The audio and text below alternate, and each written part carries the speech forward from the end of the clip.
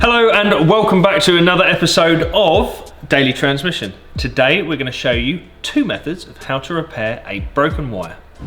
The tools you're going to need to repair a wire are as follows. We have a heat gun, either mains or gas powered, a soldering iron, again either mains or gas powered.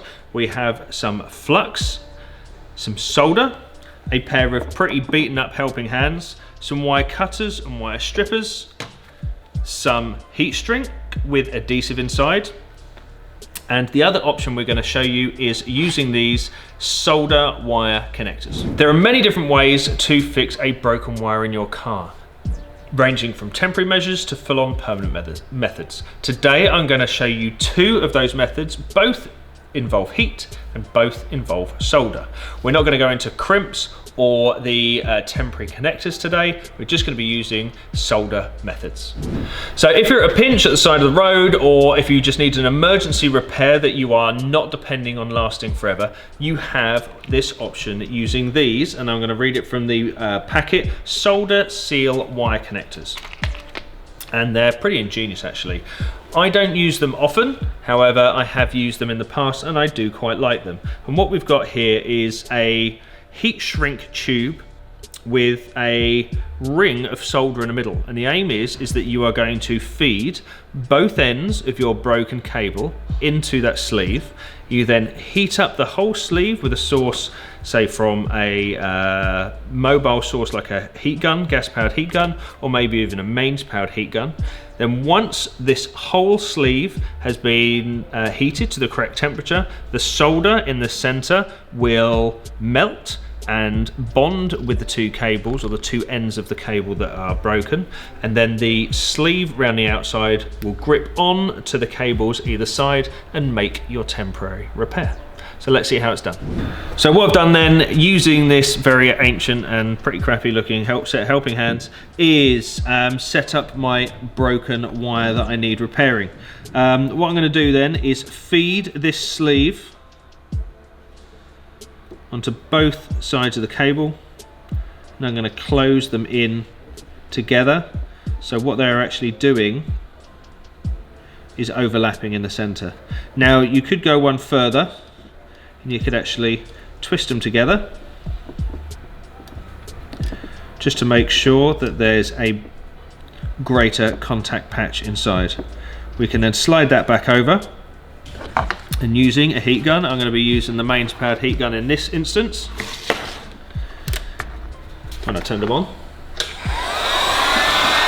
is we will just concentrate the heat over the center. That should melt the solder, and then it will melt the heat shrink type sleeve either side.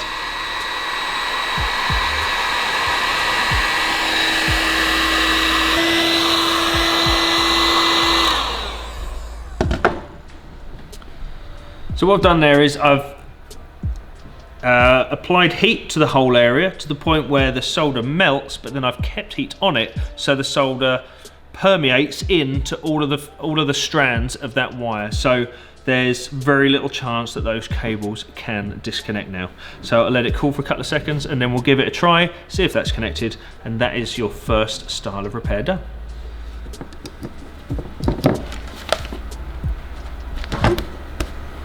So scenario number two, we're not doing a quick repair, we're doing a more permanent repair.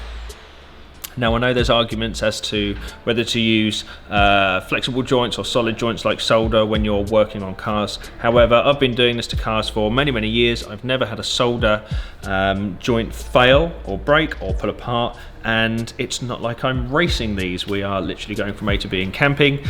So the wires that I repair or choose to fix using solder don't have that much stress on them. That being said, what we've got here is two thin gauge wires. We're going to be applying a very thin solder on there. Again, I'm not going to get into the science of solder. There's lots of different types. I have this small diameter. It's a 0.6 diameter solder wire. I feel it works best when I'm working with these smaller gauge wires. I also have a flux here, a regular soldering flush paste with the brush in the cap. And I have heat shrink, and that is going to coat the cables once the soldering joint is made. It's basically the long version of one of these, but I prefer doing it manually, so to speak, so I can see the joint. I know the solder is permeating, getting into the strands nicely, and that'll be a nice strong joint.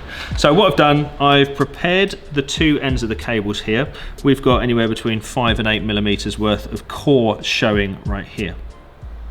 What I'm going to do then is bring them close together, and I'm using these horrible stands just to make life easier for you, and I'm going to twist the cables together so we have a large contact area. So we're no thicker than the actual full diameter of the cable, so once we've got a heat shrink over that joint, we won't be much thicker than the whole cable diameter itself. Once this joint is made, well, there's a couple of things you could do. You could dip these cables into the pot of solder. However, I'm going to use this brush, and I'm going to just gently brush over the joint with a bit of this solder here. Solder doesn't have to be used, however, it does make the job a lot easier. Now, in the background, I've been heating up this soldering iron, and we'll just check if it's hot enough now, and we're going to prepare the ends. And we'll just prepare the end there with a bit of solder. Now what I'm going to do now is heat up the core of the cable to the point where I'm going to be feeding this solder onto the strands itself. So I'm going to I've applied that small ball of solder there. That is going to be almost the fluid transfer from the soldering iron to the actual wire. I'm going to put it up to the bottom of the wire there, and you can already see it started feeding in, and I'm just going to add to that solder, and you can see that that solder has now completely joined those two wires together, and that is a completely sealed joint there. That couldn't have gone better if I wanted to, so I'm quite happy that was caught on camera. So now all that's left to do is to protect that joint, because you don't want that to be exposed to the elements. You don't want that arc, if that's a live cable, for example, live wire, you don't want that to be arcing or touching on any exposed metal. So if this was a join where it was connected this end and connected this end, I would have made sure to have put the heat shrink on one end or the other before I'd made the join, because it's very difficult to get your sleeve of heat shrink over that when it is joined. So using my cutters, cut the wire off. And I'm going to slide that over. And you can have a bit of a feel. You want to get the join in the middle, so that is over the center there. And then using a heat source, in this case we're going to be using a mains heat gun. I'm going to heat the heat shrink, keeping it constantly moving.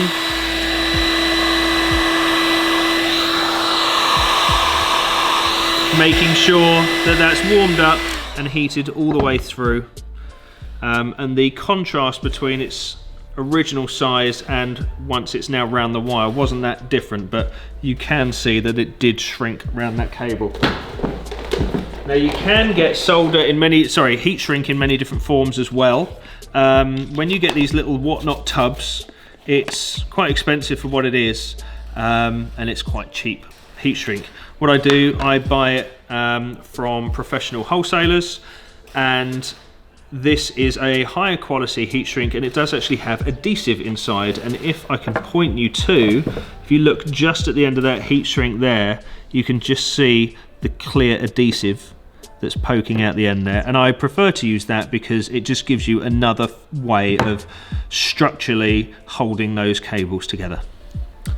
And there we have it. That is the two ways of repairing a wire with a heat source and solder. I hope that is of benefit to you. Thank you very much. Thank you very much for watching this episode of The Daily Transmission. Please be sure to subscribe so you don't miss out on any future episodes.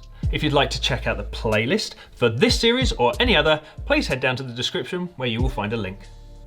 If you'd like to support Combe Valley Campers, head over to our website at www.combevalleycampers.co.uk, where you will find links to our web store and our Patreon page. Please follow us in between episodes at our Facebook, Instagram and TikTok. Thanks very much. Bye bye.